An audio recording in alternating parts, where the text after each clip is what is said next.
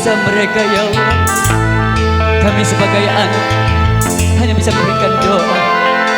Kami teringat akan ibu kami yang telah mengandung kami selama 9 bulan 10 hari, melahirkan, menyusui, membesarkan penuh cinta, rasa dan kasih sayang.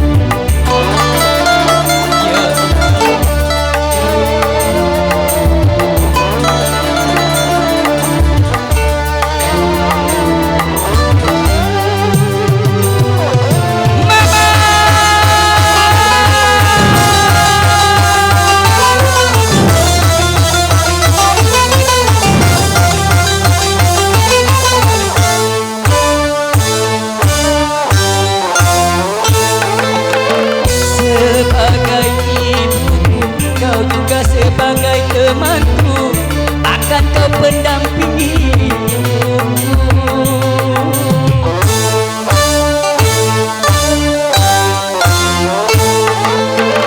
seluruh hidupku.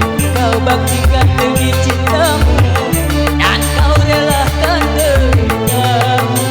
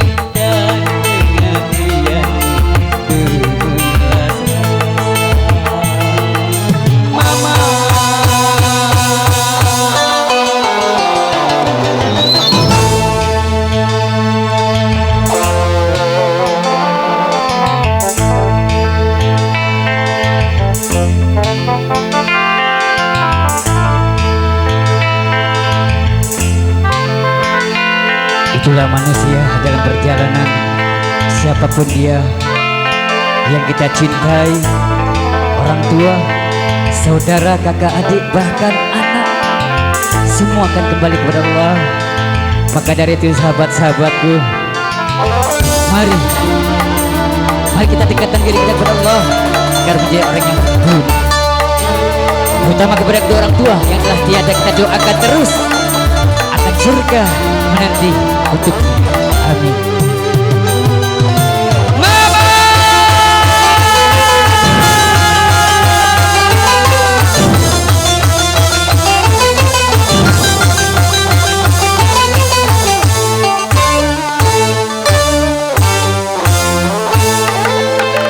Sebagai ibuku, kau juga sebagai temanku, bahkan kau pendampingi.